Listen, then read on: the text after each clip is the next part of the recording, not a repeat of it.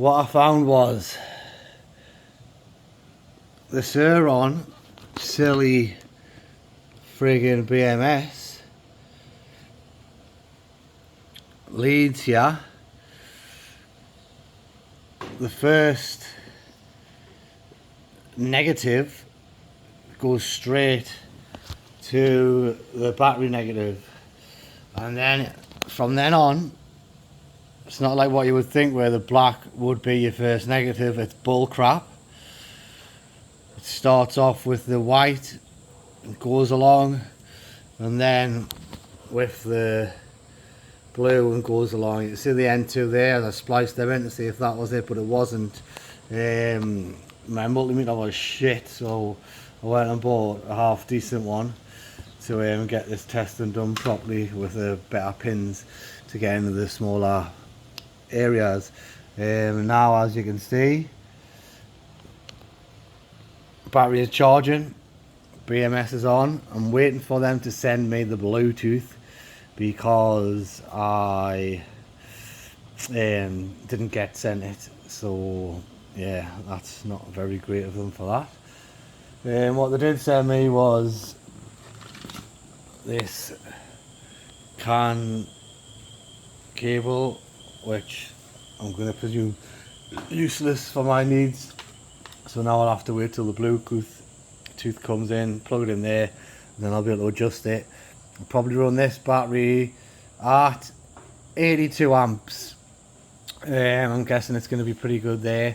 The cutoff normally on the standard BMS is 75 amps, so I will be going 7 amps more, but I'm hoping that that will do the job. I have put silicon on this, high temp silicon, and some paper there, and I will put the temp sensors in, the temp probes down in the sides, and then I will put some more high temp silicon on the BMS itself, pack it in there so it sits in nice and tight, and they'll have it. I've utilised the original charge and discharge, they were soldered and crimped together, so yeah, that's that. Hopefully that does it.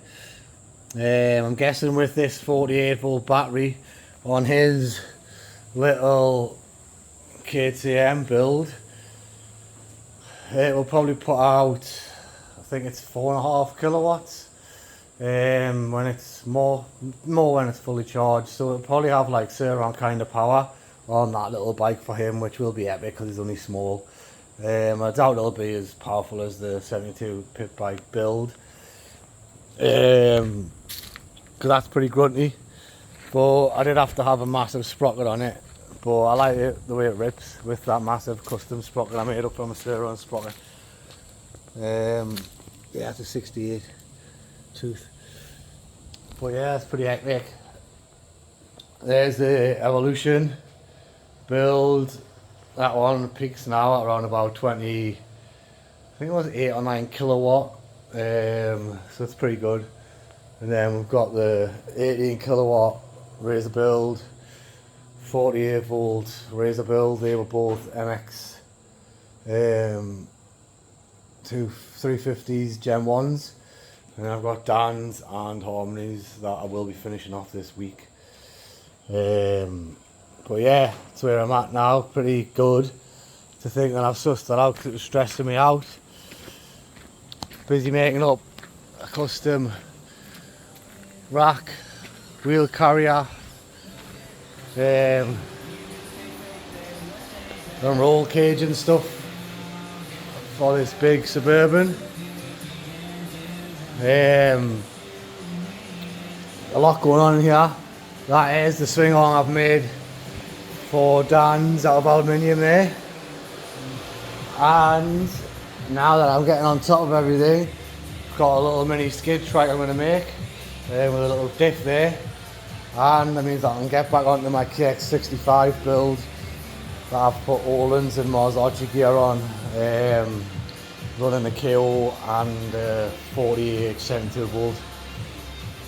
What up, that's it. Time to get back into it.